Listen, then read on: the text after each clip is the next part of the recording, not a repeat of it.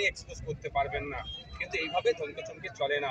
আমি আপনাদের গতকাল রাত্রে একটা ভিডিও দেখছিলাম, বাংলাদেশের এক শাসক দলের এক বড় নেতা মিডিয়াতে বসে অনেক ধমকাচ্ছিল চমকাচ্ছিল, সঞ্চালককে পর্যন্ত।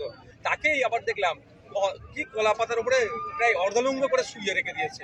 এই দিন না দেখতে হয়, তাই সেই নেতাদের বলবো ক্ষমতার অপব্যবহার করবেন না, ক্ষমতার অপব্যবহার করবেন না। আপনাদের কাছে অনুরোধ করছি, ক্ষমতার অপব্যবহার করবেন না। Thank you. ভিডিওটা পরে পাঠিয়ে দেবো।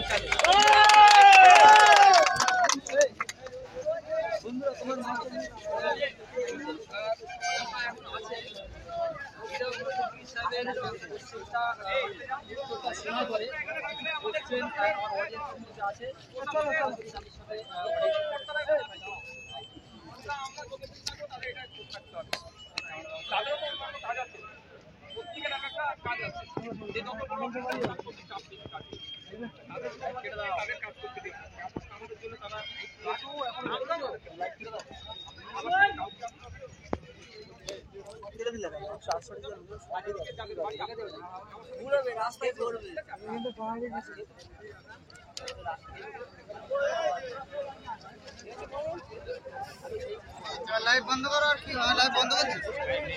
বিধায়ক নওশাদ সিদ্দিকীর ডাকে বিধায়ক নওশাদ সিদ্দিকী যেটা বলে ভাঙনের মানুষ কি সেটা শুনবে? এই যে মানুষের ভিড় থাকবে, ভাঙনের মানুষের পাশে থাকবে, ভাঙনের মানুষের হয়ে কথা বলবে, রাজ্যের মানুষের হয়ে কথা বলবে। আশা করছি ভাঙনের মানুষ নওশাদ সিদ্দিকীর পাশে থাকবে। আর নওশাদ সিদ্দিকী যদি বেইমানি করে, অন্যায় করে, অরাজকতা করে, গুন্ডামি করে, মস্তানি করে, তাহলে আমার পাশে মানুষ থাকবে না। একদম ক্লিয়ার কথা। আজকের মিছিলের মোড়ও খুঁজে পাওয়া যায়নি, কি বলবেন? এত মানুষের ভিড়। মানুষ ইতিহাস তৈরি করেছে।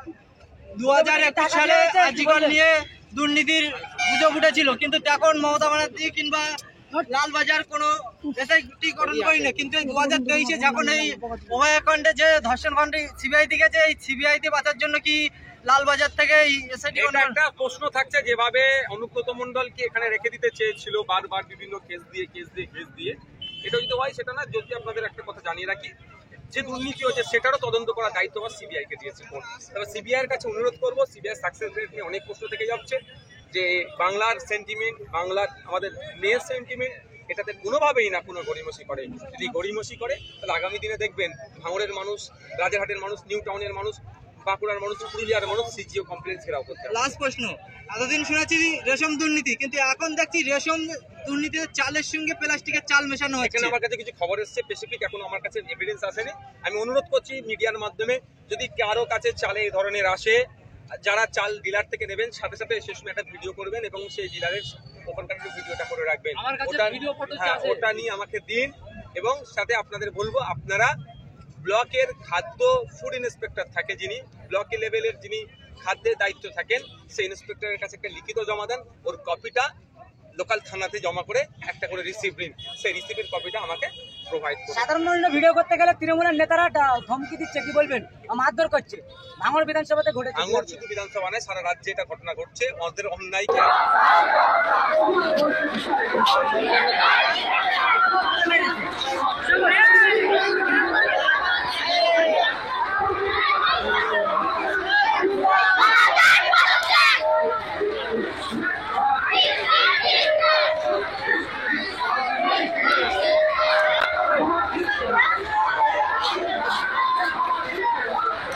সাংবাদিক আস্তে আস্তে চলে যাও, মাঝখান দিয়ে বেরিয়ে যাও।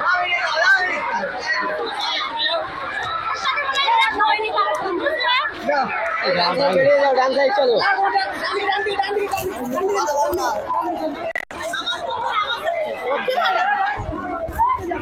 বাইরে দিলা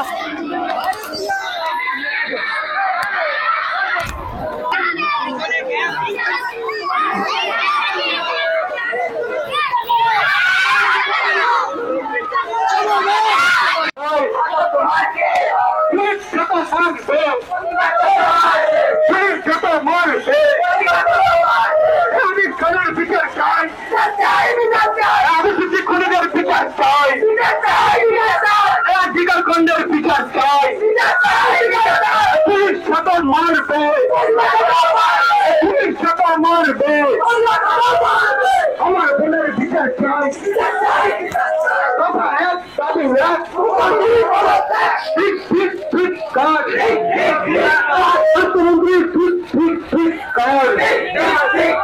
অর্থমন্ত্রী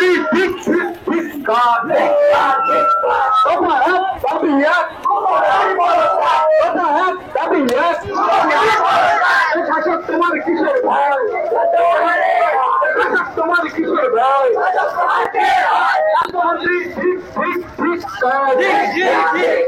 রাষ্ট্রমন্ত্রী ঠিক ঠিক ঠিক আমার বোনের বিচার চাই আমার ডাক্তার বোনকে নির্বিচারে ঘরে হত্যা করা হলো কেন মুখ্যমন্ত্রী জবাব দাও রাষ্ট্রমন্ত্রী ঠিক ঠিক ঠিক পুলিশ তুমি চিন্তা করো তুমি চিন্তা করো শাসক তোমার কিসের ভয় শাসক তোমার কিসের ভয় ছাত্র সমাজ দিচ্ছে না ছাত্র সমাজ দিচ্ছে না শাসক তোমার কিসের ভয় শাসক তোমার কিসের ভয় শাসক তোমার কিসের ভয় ঠিক ঠিক ঠিক ঠিক